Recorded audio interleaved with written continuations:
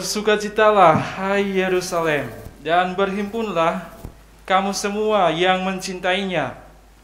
Bergembiralah dengan sukacita, hai kamu yang dulu berduka cita, agar kamu bersorak-sorai dan dipuaskan dengan kelimpahan penghiburanmu. Dalam nama Bapa dan Putra dan Roh Kudus.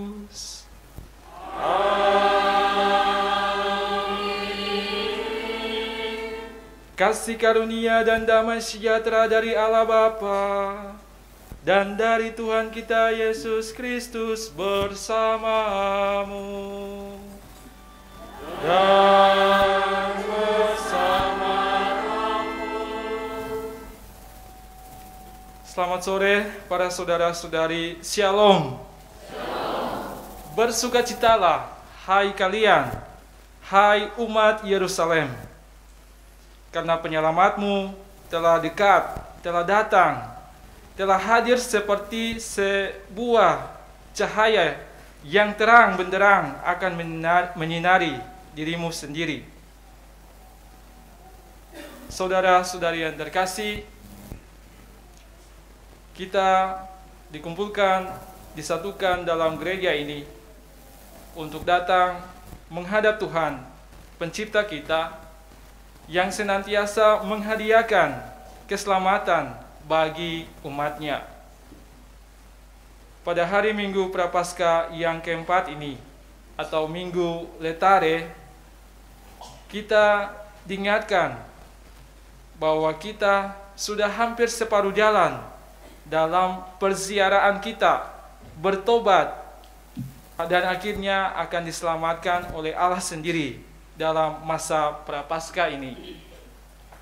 Sukacita itu pun juga kini kami keluarga imam baru boleh merasakannya, karena kami boleh berdiri sini merayakan perjamuan Ekaristi untuk bersama-sama memanjatkan puji dan syukur kepada Tuhan, karena Tuhan selalu dan senantiasa menyediakan jalan-jalan kehidupan bagi orang atau umat yang percaya kepadanya. Mengawali perayaan Ekaristi ini, marilah kita tunduk di hadapan Tuhan, mengakui dan menyadari bahwa kita adalah orang-orang yang salah, yang berdosa, yang hidup dan kadang jatuh dalam dunia kegelapan. Dan kita mohon terang dari Allah sendiri agar menyinari hati dan budi kita, sehingga kita memperoleh jalan yang Ia berikan dan tunjukkan bagi kita.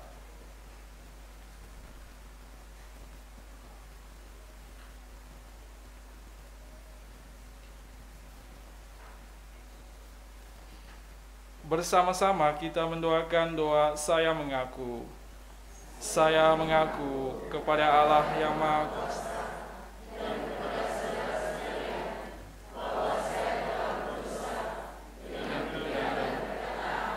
dengan perbuatan dan saya berdosa,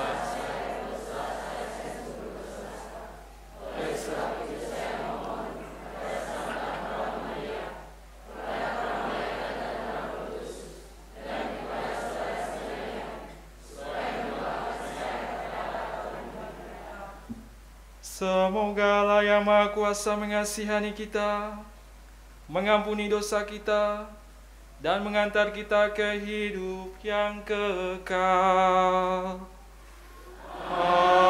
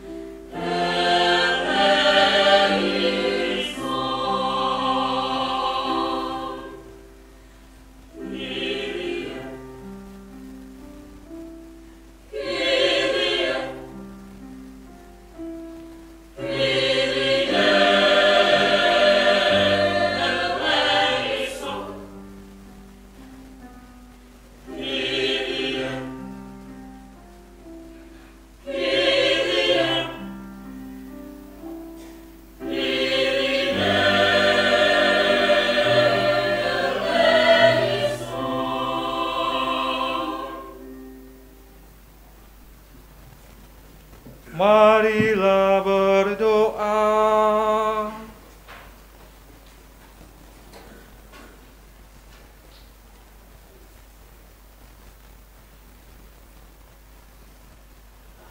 Allah Bapa yang Maha Rahim, Engkau telah mengutus Putramu sebagai terang yang menghalaukan kegelapan dosa kami. Ia datang ke dunia bukan untuk menghukum, tetapi untuk menyelamatkan kami. Maka kami mohon bukalah hati kami untuk melihat terang Putramu itu, sehingga kami dapat berjalan di jalan yang benar. Sebab dikalau Tuhan dan pengantara kami, yang bersama Dikau dalam persatuan Roh Kudus, hidup dan berkuasa Allah sepanjang segala masa. Amin.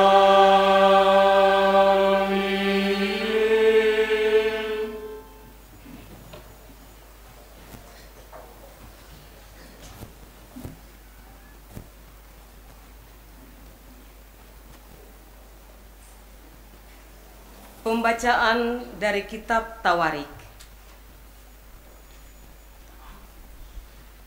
Ketika Israel diperintahkan Raja Sedekia, semua pemimpin di antara para imam dan rakyat berkali-kali berubah setia dengan mengikuti segala kekejian bangsa-bangsa lain. Rumah yang dikuduskan Tuhan di Yerusalem mereka najiskan. Namun Tuhan, Allah nenek moyang mereka, berulang-ulang mengirim pesan melalui utusan-utusannya, karena Tuhan sayang kepada umatnya dan kepada tempat kediamannya. Tetapi mereka mengolok-olok para utusan Allah itu, menghina segala firman Allah, dan mengejek nabi-nabinya. Oleh sebab itu, murka Tuhan bangkit terhadap umatnya, sehingga tidak mungkin lagi ada pemulihan. Maka Tuhan menggerakkan raja orang-orang Kasdim.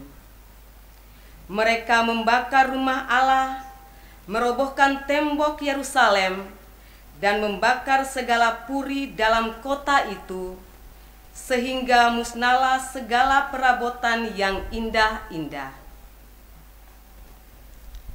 Mereka yang masih tinggal dan terluput dari pedang diangkatnya ke Babel. Mereka dijadikan budak raja dan budak anak-anaknya sampai kerajaan Persia berkuasa. Dengan demikian, genaplah firman Tuhan yang diucapkan Yeremia, sampai tanah ini pulih dari akibat dilalaikannya tahun-tahun Sabat, karena tanah ini menjadi tandus selama tahun Sabat hingga genaplah 70 tahun. Pada tahun pertama pemerintahan Kores, Raja negeri Persia, Tuhan menggerakkan hati Kores, Raja negeri Persia itu, untuk menggenapkan firman yang diucapkan oleh Yeremia. Maka dimaklumkanlah di seluruh kerajaan Kores secara lisan dan tulisan maklumat itu. Beginilah perintah Kores, Raja Persia. Segala kerajaan di bumi telah dikaruniakan kepadaku oleh Tuhan, Allah semesta langit. Ia menugaskan aku untuk mendirikan rumah baginya di Yerusalem yang terletak di Yehuda. Siapa di antara kamu termasuk umatnya, kiranya Tuhan Allah menyertainya, dan biarlah ia berangkat pulang. Demikianlah sabda Tuhan.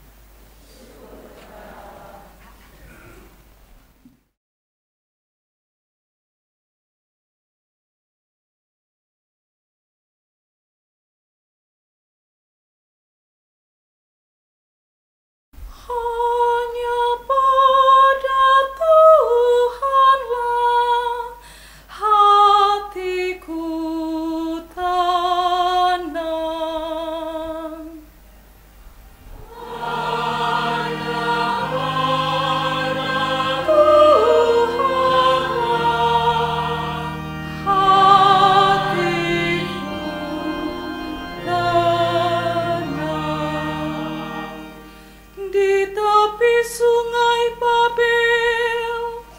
Di sanalah kita duduk sambil menangis.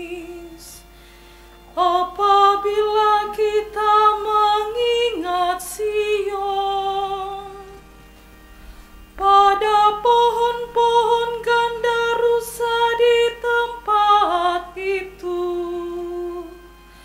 kita gantungkan kecapi kita.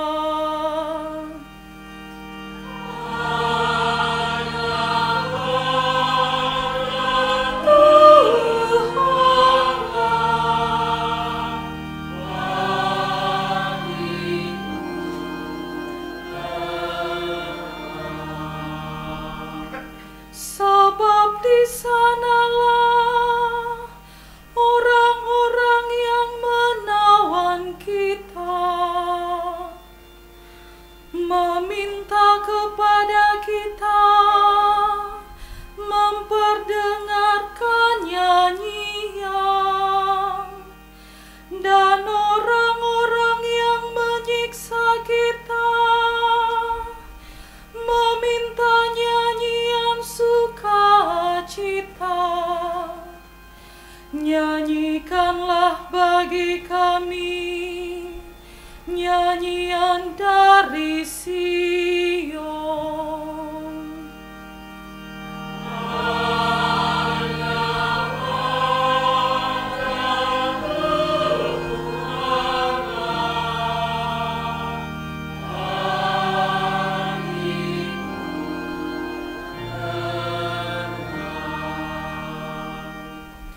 Bagaimanakah mungkin kita menyanyikan nyanyian Tuhan di negeri asing, jika aku melupakan Engkau, hai Yerusalem.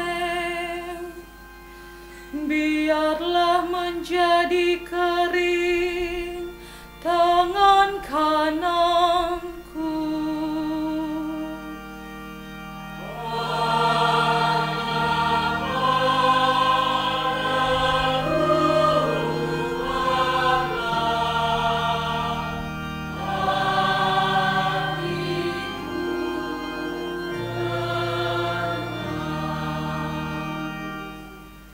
Biarlah lidahku melekat pada langit-langitku,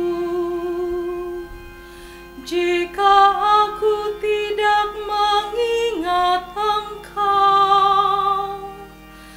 Biarlah lidahku melekat pada langit-langitku, jika aku tidak menjadikan Yerusalem puncak sukacitaku.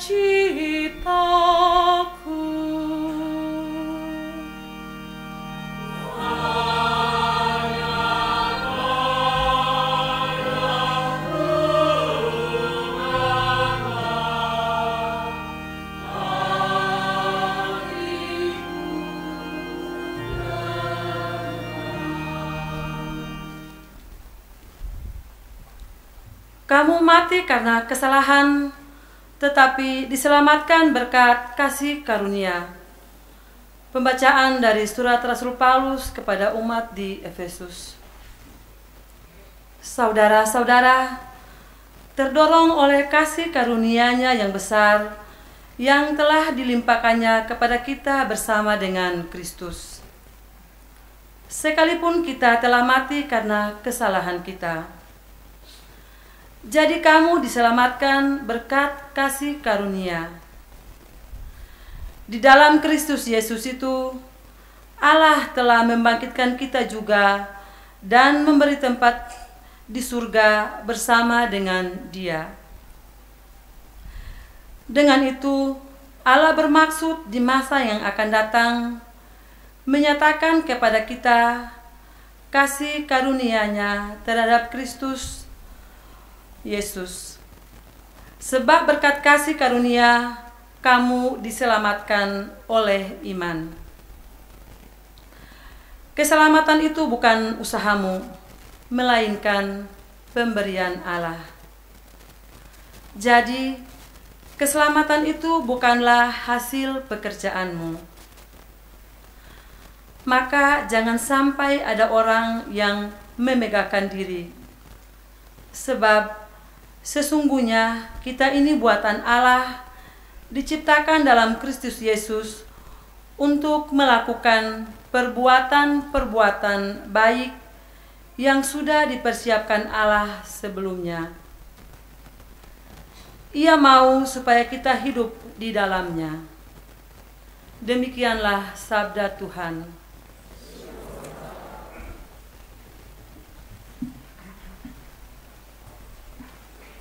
Umat dimohon berdiri.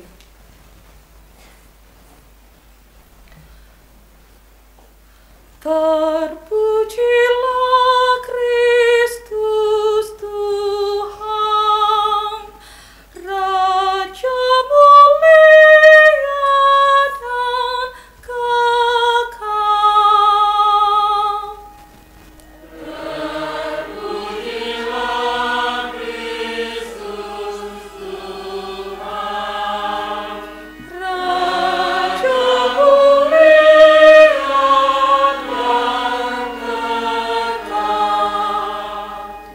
Begitu besar kasih Allah akan dunia, sehingga Ia telah mengaruniakan Anaknya yang tunggal. Setiap orang yang percaya kepadanya beroleh hidup yang kekal. Terpujilah Kristus Tuhan, Raja mulia dan kekal.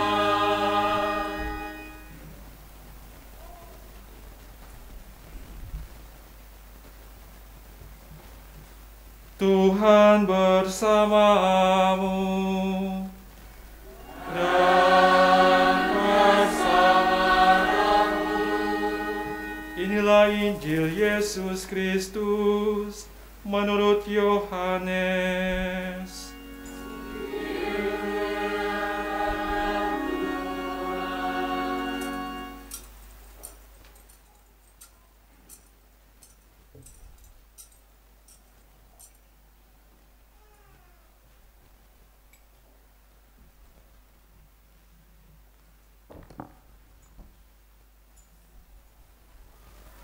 Sekali peristiwa, Yesus berkata kepada Nikodemus yang datang kepadanya pada waktu malam,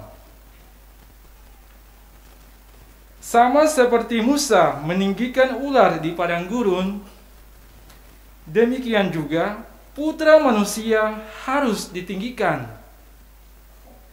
supaya setiap orang yang percaya kepadanya beroleh hidup yang kekal." Karena Allah begitu mengasihi dunia ini, sehingga Dia telah mengaruniakan Putranya yang tunggal, supaya setiap orang yang percaya kepadanya tidak binasa, melainkan beroleh hidup yang kekal. Sebab Allah mengutus Putranya ke dalam dunia bukan untuk menghakimi dunia, melainkan supaya dunia diselamatkan melalui Dia. Siapa saja yang percaya kepadanya, ia tidak akan dihukum. Siapa saja yang tidak percaya, ia telah berada di bawah hukuman, sebab ia tidak percaya dalam nama Putra Tunggal Allah. Inilah hukuman itu. cahaya telah datang ke dalam dunia, tetapi manusia lebih menyukai kegelapan daripada cahaya, sebab perbuatan-perbuatan mereka jahat. Sebab siapa saja yang berbuat jahat membenci cahaya dan tidak datang kepada cahaya itu, supaya perbuatan-perbuatannya yang jahat itu tidak tampak. Tetapi siapa saja yang melakukan yang benar, ia datang kepada cahaya, supaya menjadi nyata bahwa perbuatan-perbuatannya dilakukan dalam Allah.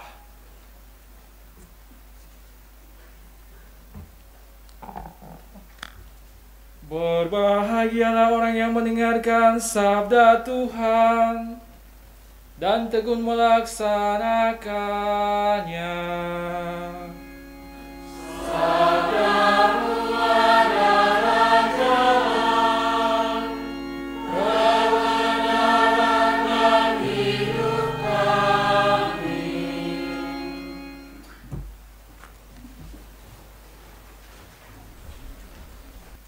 Selamat sore para saudara-saudari. Shalom.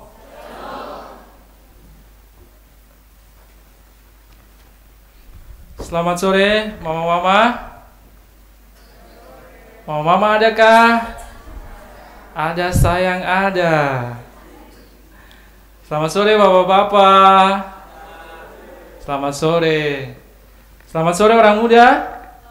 Selamat sore. Selamat sore adik-adik. Selamat sore dan shalom. Baik, pada kesempatan ini kami sungguh bersyukur kepada Tuhan karena diberikan kesempatan yang baik untuk merayakan misa di Paroki Santo Yosef Ohejang.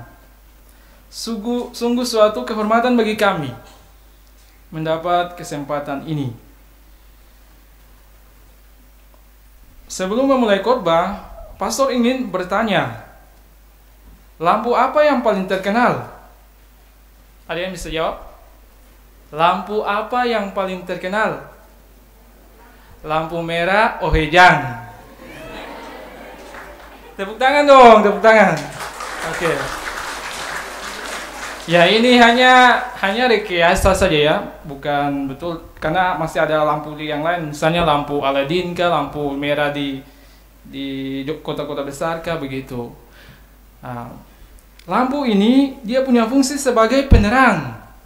Dia menerangi hal-hal atau keadaan yang gelap, begitu. Saya beri contoh yang paling konkret, ketika kita mau ke debut, itu gelap tuh. Semuanya cemas, semuanya pada cemas nih.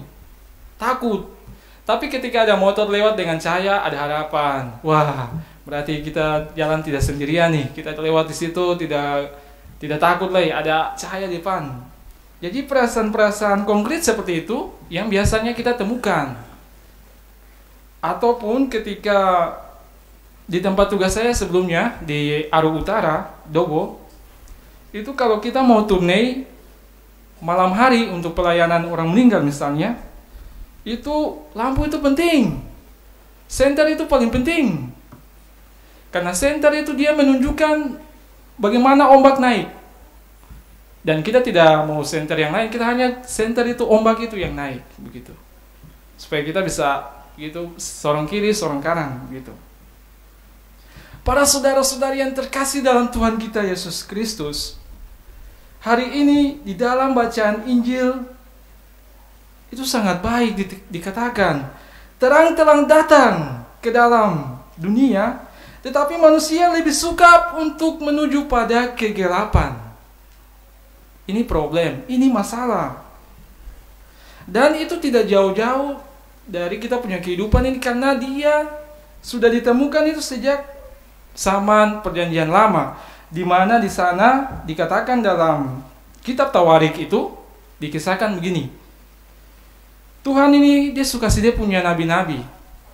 Dia bilang kamu dengar sapu nabi-nabi nih, dia akan mewartakan apa yang harus kalian perbuat.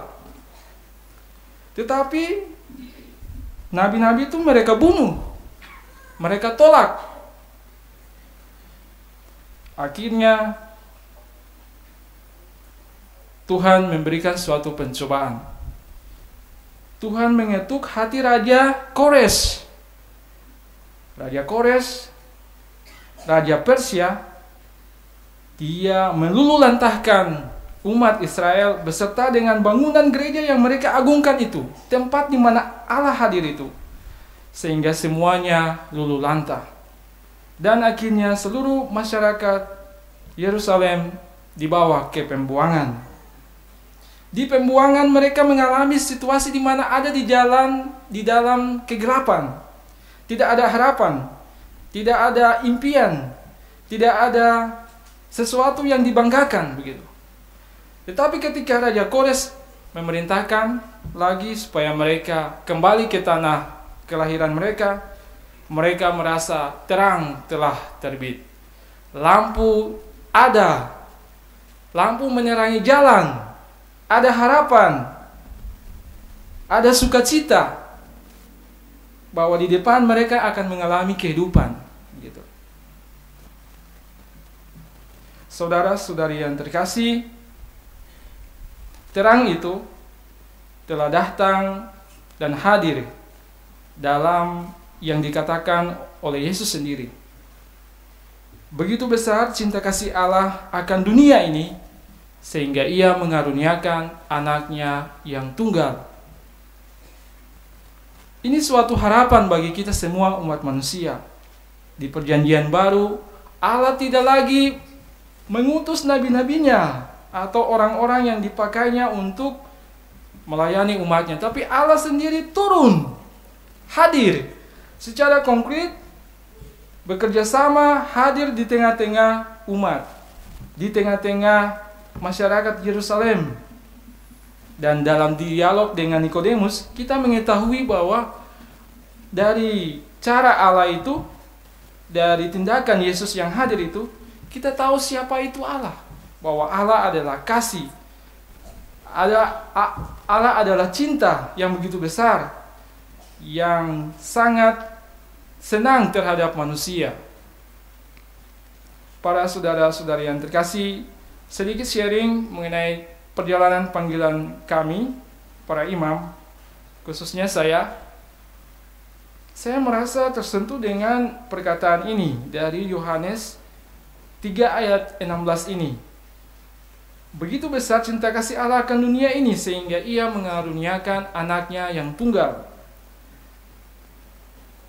Saya itu merasa saya tidak akan jadi imam kalau waktu itu orang tua saya bilang, kamu tidak usah masuk seminari. Waktu itu ayah dan ibu saya itu mengatakan, kamu sudah mau masuk SMP. Tapi kami bilang supaya masuk seminari saja. Waktu itu saya pikir seminari itu apa? Saya tidak tahu. Karena saya tidak ada semacam gerakan, kesukaan, niat, semacam sesuatu yang bergejolak di dalam hati ketika saya ikut misa di gereja ini, di gereja Oijang yang lama. Melihat Pastor Van der Linden, melihat Pastor Andi Rawarin, Pastor Baskolo, itu saya tidak ada rasa tertarik begitu. Karena mereka itu saya anggap ya bapak rohani begitu. Tetapi ceritanya menjadi lain ketika saya tinggal di Oijang. Ternyata Oijang ini berpengaruh juga untuk panggilan saya. Iya. Karena ketika saya pindah rumah ke Oijang itu, barulah saya mulai berkenalan dengan orang-orang yang selalu ikut apostolat, selalu ikut GIM begitu. Karena basic saya sekolah di SD yang semuanya pada umumnya Muslim begitu, di Wadek sana. Sehingga gambaran tentang sekolah naskat, sekolah yayasan, sekolah pendidikan untuk imam itu tidak ada sekali. Tetapi berkat ini mama dan bapak ini sudah, dorang bilang supaya masuk seminari. Ya, waktu itu saya dengar-dengaran sedikit, jadi saya bilang oke, saya masuk seminari. Akhirnya ceritanya berlanjut, saya masuk seminari dan ternyata suka juga dan betah gitu. Salah satu cara umat di sini, keluarga-keluarga yang ada di sini serta paroki ini turut membantu saya untuk mengenal kasih Allah itu dari hari ke hari. Lewat kegiatan di gereja ini dan juga dalam usaha untuk membangun gereja. Saya ingat membangun gereja ini, saya umur kelas 3 SMP ya. Itu ayah saya perintah untuk pergi cor gereja ini.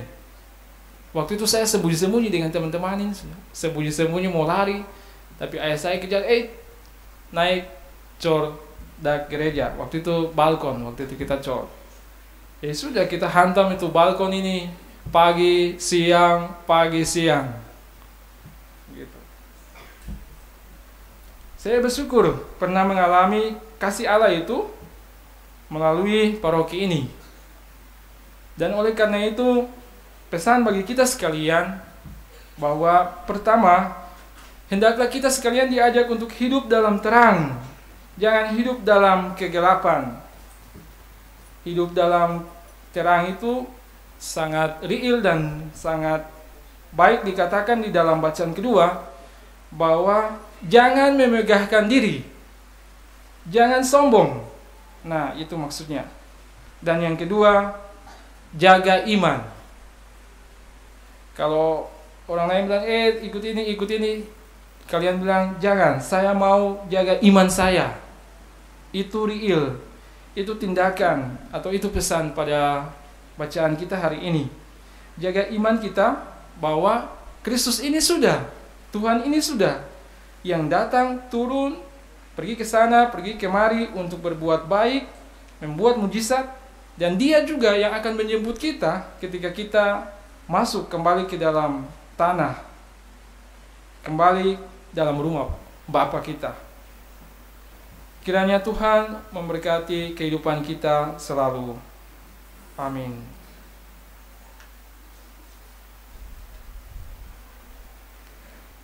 Marilah kita menyatakan iman kepercayaan kita di hadapan Allah. Aku percaya akan Allah, Bapa yang Maha Kuasa, dan akan Yesus.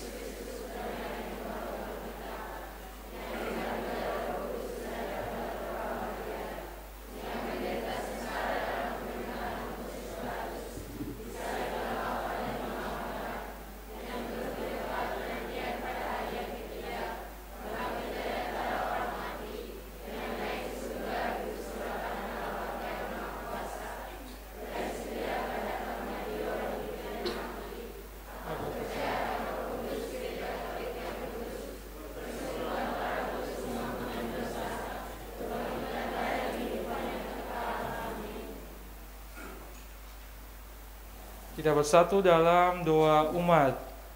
Kristus bersabda, "Karena begitu besar kasih Allah akan dunia ini, sehingga Ia telah mengaruniakan anaknya yang tunggal, supaya setiap orang yang percaya kepadanya tidak binasa, melainkan beroleh hidup yang kekal. Berkat belas kasih-Nya yang tak terbatas, Ia akan mendengarkan doa-doa kita. Maka marilah kita berdoa kepada Allah Bapa kita." Bagi pimpinan gereja,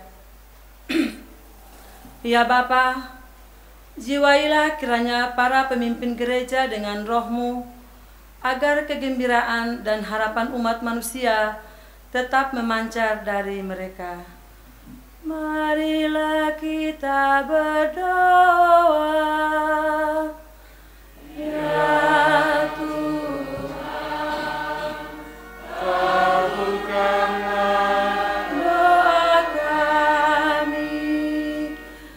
Bagi imam baru, ya Bapa, semoga martabat imamat yang telah diterima oleh hamba-Mu, Pastor Yos Haris Ruban MSc, terpelihara sempurna, dan semangat pelayanan yang tulus serta kesetiaan untuk berkorban semakin hari semakin berkembang dalam dirinya sampai kemuliaan surgawi. Marilah kita berdoa.